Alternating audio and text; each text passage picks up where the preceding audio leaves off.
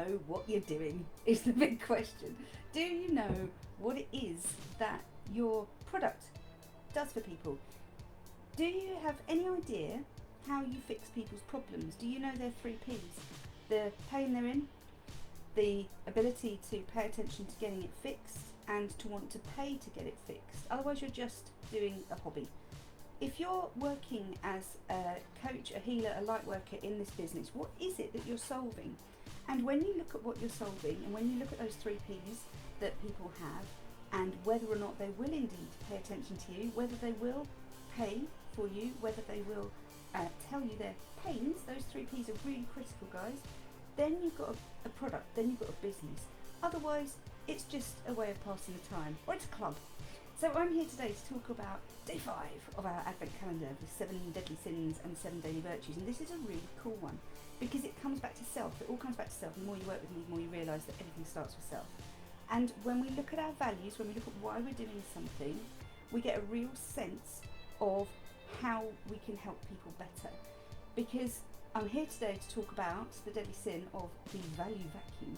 And if you haven't worked with me before, my name is Dr. Libby Kemkaran. I'm a neurocoach, 20 years experience in the field. I've been fully booked for 5 years and I speak on stages around the world on these subjects. These are things that I know about, guys. And then why do I know about them? Because they're really common. There are a lot of snake oil salesmen in our business. I hate to break it to you. You don't want to be one of them, obviously. But we are, unfortunately, in a business where there are some people that aren't authentic, that aren't offering value, that aren't giving service to others.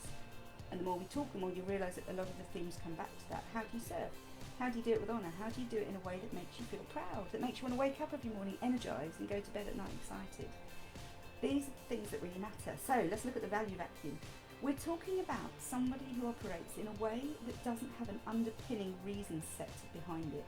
We do everything based on our values, our beliefs, our belief layer, and then our communications. It's that way round. We start by knowing what we stand for, then we form a belief around it, and then we do the actions. I'll give you an example. My value layer is all about empowering women. That's what I do. It's what I love doing. It's lifting them up to a higher level. It's lifting them to a place where they're more in control of their destinies. And by having that empowerment at the core of everything I do, along with my other values of integrity and knowledge, those three things work to keep me in a place where I know I'm doing good. I know I'm doing something worthwhile. I use those to set my belief layers, which is that, number one, I can help anybody. I can help them grow. I can help them move upwards. Number two is that there are people out there who deserve this and want this and really need this, and that feeds my soul. So an example of a business that also feeds my soul that doesn't pay me a lot of money, jazz singing. I sing Ella Fitzgerald songs and Frank Sinatra's with a big band. I bloody love it, guys. But, and Alison, if you're here, you can comment on this one as well. But I don't do that for the money side because it's never going to pay enough for the time commitment that it takes. That's a hobby. Yes, I get paid, but it's a tiny amount. And trust me, when you rock up at a gig and there's a 17-piece band and they hand you 200 quid at the end of it between all 17 of you, 18 including me, and then you see the sweetie seller over there with his pick and mix cart, and they get handed 400 quid and you end up thinking, what am I doing? You know, hours of rehearsal, hours of training your voice, training your instrument to be good enough to perform in public, and then you get very, very poorly paid. So music is my soul food. I do it for love. I do it because it feeds me. But I don't do it as a business. Why? Because I've got 5 other income streams that supply me the money that I need to live, that supply the food for my babies' mouths. Everything is about my babies. This house that I live in, the office that I work from, you know, these things that I do for them, like Christmas is coming, we need to feed children and buy them presents all of a sudden, and buy them new clothes as they keep growing. All of those things are fed by my income streams, but they have to feed your soul as well. They have to do a double job.